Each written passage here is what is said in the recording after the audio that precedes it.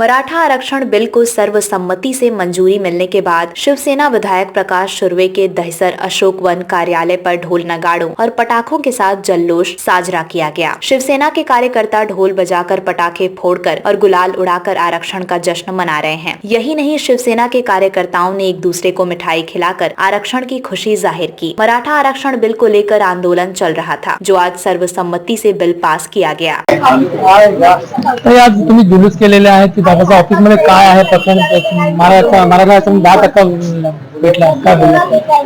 आज महाराष्ट्र शासन, मुख्यमंत्री एकनाथ शिंदे साहेब आणि संपूर्ण सरकारच्या वतीने आज कितीतरी वर्ष झाली मराठा आरक्षणाचा प्रश्न पेंडिंग होता. किती मराठा मोर्चे निघाले, किती मराठा संघटनांनी आंदोलन केलं, पण आतापर्यंत जे सरकार आलं त्यांनी हा मराठा आरक्षण देऊ शकले नव्हते.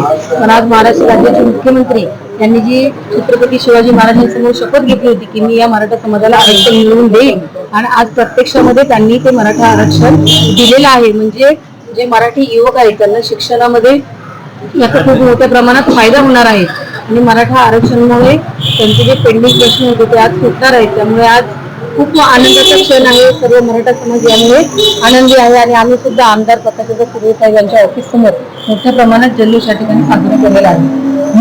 पर्सेंट आरक्षण भेटले 10%चे मराठा समाजला, तर तुम्हाला काय असं कोणाला श्रेय द्यायचं?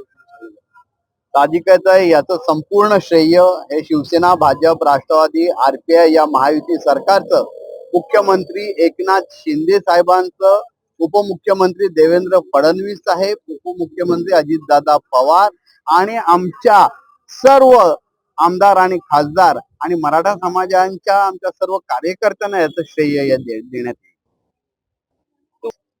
मराठा समाजाला आरक्षण देण्याबद्दल सर्व सरकारचे प्रयत्न होते, परंतु मनापासून आणि टिकणारं आरक्षण देण्यासाठी जर खरे प्रयत्न कोणाचे झाले असतील ते फक्त आणि फक्त मुख्यमंत्री एकनाथ शिंदे साहेब यांच्या सरकारचेच झालेले आहेत.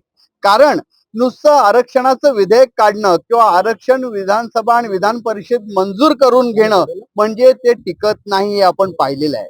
त्याच्यासाठी टिकणारं आरक्षण म्हणजे काय, तर मराठा समाज हा शैक्षणिक आणि सामाजिक दृष्ट्या कशा पद्धतीने मागास आहे हे सिद्ध करणं, आणि हे सिद्ध करण्यासाठी 4 लाख प्रगणक या महाराष्ट्रात शिंदे सरकारच्या वतीने एकनाथ शिंदे साहेबांच्या नेतृत्वात राबत होते, घराघरात पोहोचत होते, पाहणी निरीक्षण करत होते. आणि हा डेटा जो आहे, हा एम्पेरिकल डेटा गोळा करून खऱ्या अर्थाने आज 84% मराठा समाज हा शैक्षणिक, आर्थिक आणि सामाजिक दृष्ट्या मागास आहे हे सिद्ध झालेलं आहे. त्याच्यामध्ये देवेंद्र मोठा काळ होता.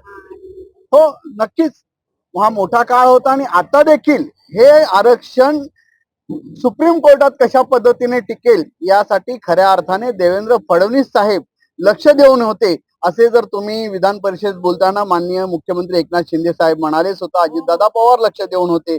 या अर्थाने या मंत्रिमंडळाने जबाबदारी वाटून घेतली होती की प्रत्यक्ष ग्राउंड लेवलवर 4 लाख कर्मचारी, अगदी तलाठ्यांपासून, ग्रामसेवकांपासून, प्रगणकापासून, तहसीलदार, ग्रामपंचायत पासून सर्व हे राबत होते आणि हे शिक्षकांपासून सर्व राबत होते, डेटा गोळा करत होते. मागासवर्ग आयोगाने हा डेटा गोळा केल्यानंतर त्याचं विश्लेषण व्यवस्थित केलेलं आहे, याची पाहणी एक नेता करत होता. तर दुसरीकडे दुसरे उपमुख्यमंत्री जे आहेत हे कोर्टात कसं टिकेल त्यासाठी सर्व आजी माजी न्यायाधीशांना बरोबर घेऊन कोर्टात टिकणारं आणि संविधानात ज्या पद्धतीने सांगितलेलं आहे 34A असेल किंवा 15A, B, K यानुसार हे आरक्षण कसं देता येतं, एखाद्या विशिष्ट समाजाची परिस्थिती कालांतराने जर मागास होत असेल शैक्षणिक आणि आर्थिक दृष्ट्या, तर अशा प्रवर्गाला आपण आरक्षण देऊ शकतो. आज तामिळनाडू असेल, बिहार असेल, कितीतरी राज्यामध्ये आज 70% पुढे आरक्षण गेलेलं आहे. आणि हा सगळ्या पद्धतीने अभ्यास करून हे टिकणारं आरक्षण मुख्यमंत्री एकनाथ शिंदे साहेबांनी छत्रपती शिवाजी महाराजांची शपथ घेऊन हे सांगितलं होतं की मराठा समाजाला आरक्षण देणार, आणि त्यासाठी आज 20 तारखेला विशेष अधिवेशन घेऊन त्या पद्धतीचा निर्णय दोन्ही सभागृहामध्ये पारित करून घेतलेला आहे. आज मराठा समाज का आरक्षण विधेयक मंजूर हो गया है, क्या संदेश देना चाहिए?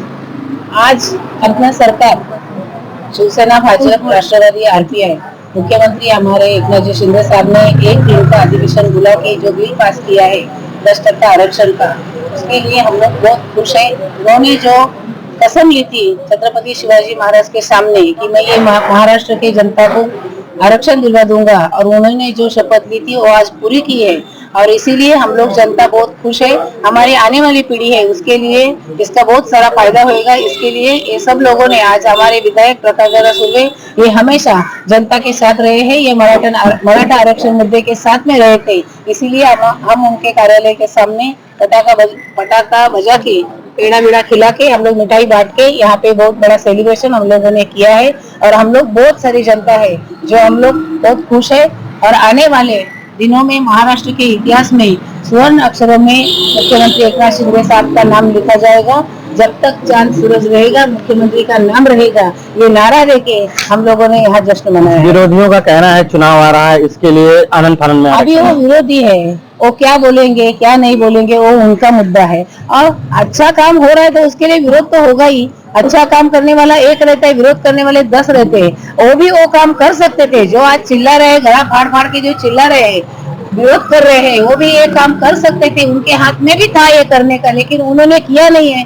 और जो करता है वो देखा नहीं जाता है, तो पेट दुखी है, उसको क्या कर सकते हैं, चिल्लाने दो उनको।